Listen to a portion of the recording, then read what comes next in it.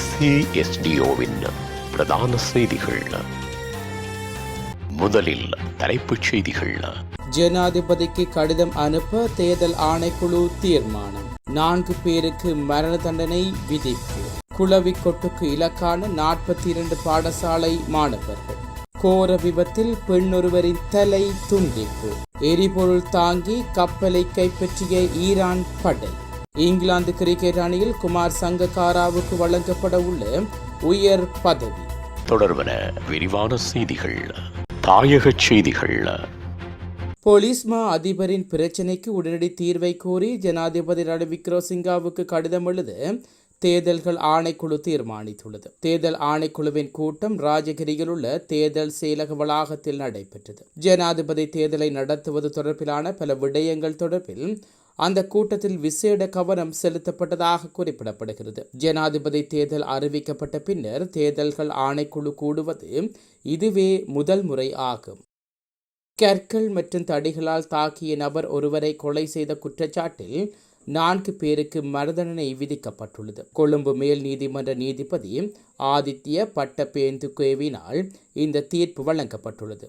Hour கொடவர்த்த பகுதியைச் சேர்ந்த 4 பேருக்கு இவ்வாறு மரணதண்டனை விதிக்கப்பட்டுள்ளது. 2013 ஆண்டு ஹாரு கொடாவத்த சாந்தவத்த பகுதியில் நபர் ஒருவரை அடித்து கொலை செய்ததாக 6 பிரதிவாதிகளுக்கு எதிராக கொழும்பு மேல் நீதிமன்றத்தில் குற்றம் சாட்டப்பட்டிருந்தது. எனினும் வழக்கில் 2வது பிரதிவாதி விசாரணையின் போது மரணமடைந்தார். போதிய ஆதாரங்கள் இல்லாதால் 6வது பிரதிவாதி விடுவிக்கப்பட்டார். 2017 ஆண்டு சட்டமா அதிபர் பிரதிவாதிகளுக்கு எதிராக 4 குற்றச்சாட்டுகளின் கீழ் குற்றப்பத்திரிகை தாக்கல் செய்தார். இந்த உத்தரவை பிறப்பித்த நீதிபதி குற்றம் சாட்டப்பட்டவர்கள் மீதான குற்றச்சாட்டுகளை சந்தேகத்துக்கிடமின்றி நிரூபிக்கப்பட்டுள்ளதால் குற்றஞ்சாட்டப்பட்டவர்களுக்கு மரண தண்டனை விதித்து தீர்ப்பளித்துள்ளார்.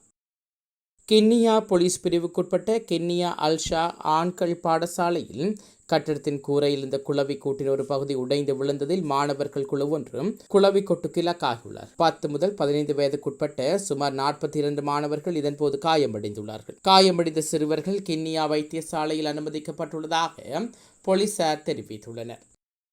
அனுராதபுரம் நொச்சியாகம பிரதேசத்தில் இடம்பெற்ற விபத்தில் பெண்ணொருவரின் தலை துண்டிக்கப்பட்டுள்ளது. நேற்று பிற்பகல் நொச்சியாகம நகரில் மத்தியில் இந்த விபத்து இடம்பெற்றுள்ளது. சாரதியின் கவனக்குறை காரணமாக இந்த விபத்து இடம்பெற்றுள்ளதாக போலீசார் தெரிவித்துள்ளனர். சாரதியின் போட்டித்தன்மை காரணமாக ஓட்டிச் சென்ற சொகுசு பேருந்து கொண்டு மோட்டார் சைக்கிள் மீது மோதியதில் இந்த விபத்து ஏற்பட்டுள்ளது. விபத்து தொடர்பாக மேலதிக விசாரணைகளை போலீசார் மேற்கொண்டு வருகின்றனர். உலகச் செய்திகள். 1.5 மில்லியன் லிட்டர் எரிபொருள் சட்டவிரோதமாக கடத்தப்பட்டுள்ளதாக குற்றம் சாட்டிய ஈரானிய புரட்சி படையினர் எரிபொருள் தாங்கி கப்பல் ஒன்றை கைப்பற்றியுள்ளார்கள். கடந்த திங்கட்கிழமை அவர்கள் குறித்த கப்பலை பாரசீக வளைகுடாவில் வைத்து தங்கள் காவலில் எடுத்துக்கொண்டார்கள். கடந்த திங்கட்கிழமை அவர்கள் குறித்த கப்பலை பாரசீக வளைகுடாவில் வைத்து தங்கள் காவலில் எடுத்துக்கொண்டார்கள். மேற்கு ஆப்பிரிக்க நாடான டோகோவின் கொடியின் கீழ் எரிபொருட்களை ஏற்றிச் சென்ற கப்பல் ஒன்று இவ்வாறு கைப்பற்றப்பட்டுள்ளது. 12 பேர் கொண்ட ஊழியர்கள் குழுவில் இலங்கையர்களும் உள்ளதாக வெளிநாட்டு ஊடகங்கள் தெரிவிக்கின்றன. விளையாட்டுச் செய்திகள். இங்கிலாந்து கிரிக்கெட் அணியின் ஒருநாள் போட்டி தலைமை பயிற்றுவிப்பாளராக இலங்கை அணியின் முன்னாள் வீரர் குமார் சங்கக்காவை தெரிவு செய்வதில் இங்கிலாந்து அதிகாரிகள் அதிக ஆர்வம் காட்டி வருவதாக வெளிநாட்டு ஊடகங்கள் செய்தி வெளியிட்டுள்ளன. தற்போதைய ஒருநாள் பயிற்சியாளர் ஆஸ்திரேலியா மத்யூ மோர்டனின் பதவிக்காலம் அடுத்த வாரம் நிறைவடையுள்ள நிலையில் இவ்வாறு தெரிவிக்கப்பட்டுள்ளது. எவ்வாறாயினும் சங்கக்காராவுக்கு மேலதிகமாக முன்னாள் ஆஸ்திரேலிய துடுப்பாட்ட வீரர் மைக்கேல் கெஸ்ஸி, ஆப்கானிஸ்தான் தலைமை பயிற்றுவிப்பாளர் மற்றும் முன்னாள் இங்கிலாந்து துடுப்பாட்ட வீரர் ஜேனாதன் ரோட் ஆகியோர் இங்கிலாந்து ஒருநாள் சர்வதேச போட்டி தலைமை பயிற்றுவிப்பாளர் பட்டியலில் உள்ளமை குறிப்பிடத்தக்கது. மீண்டும் தலைப்புச் செய்திகள். ஜனாதிபதிக்கு கடிதம் அனுப்ப தேர்தல் ஆணைக்குழு தீர்மானம். 4 பேருக்கு மரண தண்டனை விதிப்பு. குளவிக்கொட்டுக்கு இலக்கான 42 பாடசாலை மாணவர்கள்.